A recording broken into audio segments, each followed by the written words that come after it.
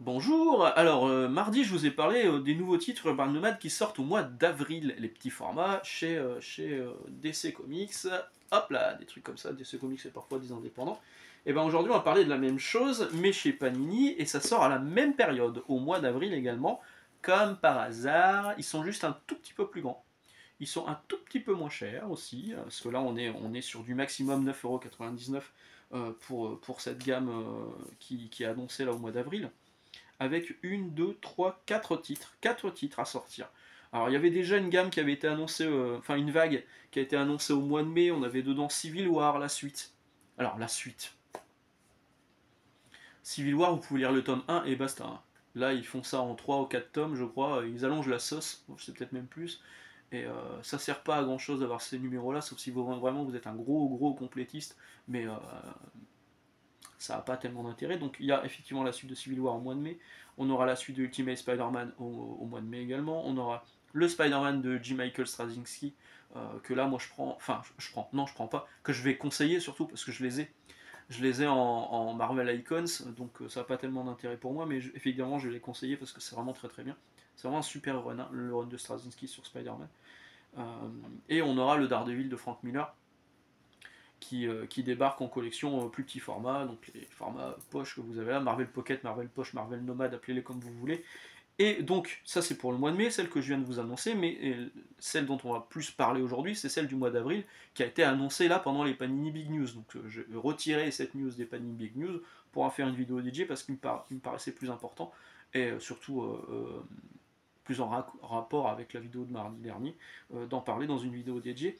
Donc, au mois d'avril, dans cette collection, on va avoir droit à ceci, Wolverine Old Man Logan, qui a déjà connu,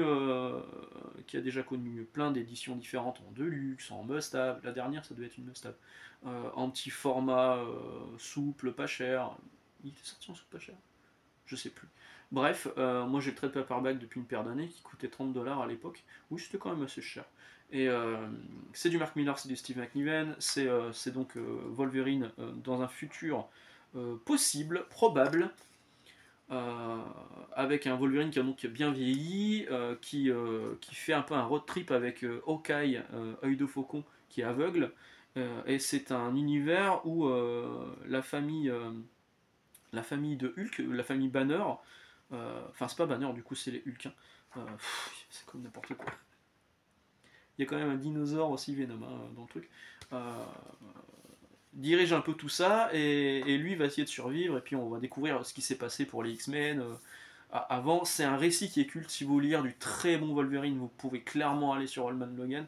Vous avez fait une vidéo dédiée, hein, sur ce qu'il faut lire en Wolverine et Old Man Logan était dans la sélection. Donc celui-ci sortira au mois d'avril en petit format Marvel Poche. Donc ça c'est pour le premier titre. Le second c'est Spider-Verse, que moi j'ai en must-have. Voilà, bon, ça me suffit très bien. Juste le titre, juste l'arc de Spider-Verse. C'est l'arc qui a inspiré les films Spider-Man Génération, avec une multitude de Spider-Man qui sont pourchassés par un vampire psychique du nom de Morlun, qui débarque, qui était une invention de Straczynski d'ailleurs, Morlun je crois. Et donc dedans c'est du Slot, c'est du Quapel, c'est du Camuncoli, donc c'était encore disponible en must-have et ça arrive donc en format Marvel Pocket, le Spider-Verse. Un Deadpool, bah oui, pourquoi pas, après tout, Deadpool c'est un personnage qui vend très très bien, donc pourquoi pas, alors que les récits sont pas souvent foufous. Avec Deadpool massacre et remassacre l'univers Marvel, c'est deux mini-séries dans un seul volume par Cullen Bunn, je crois de mémoire. Bon, moi Deadpool, si c'est pas dessiné par Rob Liefeld, je n'achète pas, donc c'est réglé. Euh, bon, ce sera sans moi. Et enfin, le dernier, je vous l'ai pas sorti. Oh merde, il est là-haut. Là. Là. Voilà, il est là. C'est Planète Hulk. Planète Hulk, c'est un. Alors moi j'ai un gros. C'est un mini omnibus. Mais c'est quand même assez costaud. Il est plus grand qu'un comics normal, celui que j'ai. Alors j'aurais dû vous le sortir, c'est con. Euh, c'est culte, c'est vraiment bien. C'est vraiment du bon Hulk. C'est Hulk qu'on déracine, qu'on enlève de son confort du mec qui se balade sur Terre, machin, qui veut qu'on lui foute la paix, mais il est dans un monde de super-héros. Là, on le claque. À l'origine, on choisit une planète, donc c'est les Illuminati qui choisissent une planète qui est censé être vide, mais habitable, donc où il n'y a personne, il n'y a pas d'être intelligent, donc il va gêner personne, et il sera tranquille, donc à la base ça part d'une bonne intention, sauf qu'il y a un petit problème sur le navigateur de la fusée spatiale, et il se retrouve sur une planète un peu avec des gladiateurs, donc là c'est vraiment un rôle de gladiateur auquel il va jouer. Ne pensez pas au film, hein. C'est vraiment différent par rapport au film Thor où on voyait cette planète de gladiateurs avec Thor et Hulk.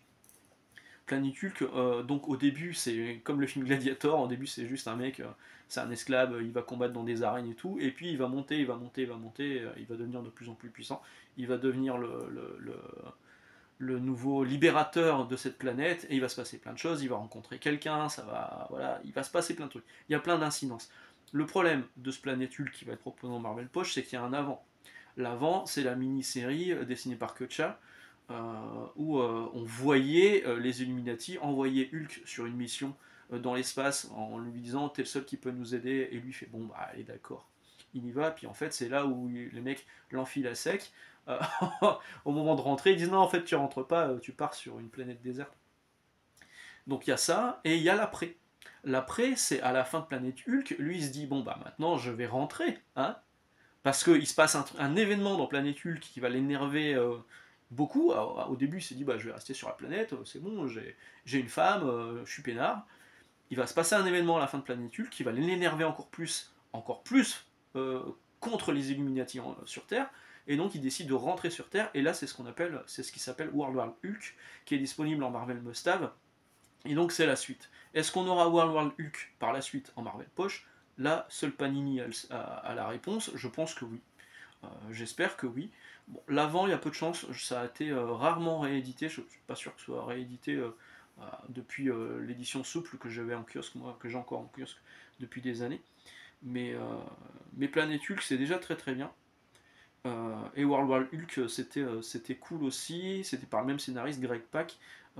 Autant Planète Hulk, c'est dessiné par c'est surtout Carlos Pagulayan, je crois, de mémoire, et quelques autres dessinateurs. Autant World War Hulk, c'est que du John Romita Jr., donc qui bourrin, qui en met partout, et c'est vraiment très très cool. Enfin, moi j'aime beaucoup. Voilà, voilà. Donc, les Marvel Poche à venir au mois d'avril: Old Man Logan, conseillé, Spider-Verse, plutôt sympa, Deadpool Massacre et Remassacre Marvel, et Planète Hulk, vraiment cool aussi. Ça, c'est les tomes du mois d'avril. Panini a annoncé qu'il y aurait 16 tomes en 2025. C'est plus que chez Urban, hein. Ils se sont inspirés d'Urban, mais ils font plus. Mais bon, il y a un gros succès, hein. Ça marche vraiment très bien. Moi, il va vraiment falloir que je trouve plus de place pour les petits formats parce que ça dégueule de partout. Entre le tourniquet, Urban Nomad, ça va devenir un mème de la chaîne, le tourniquet Urban Nomad.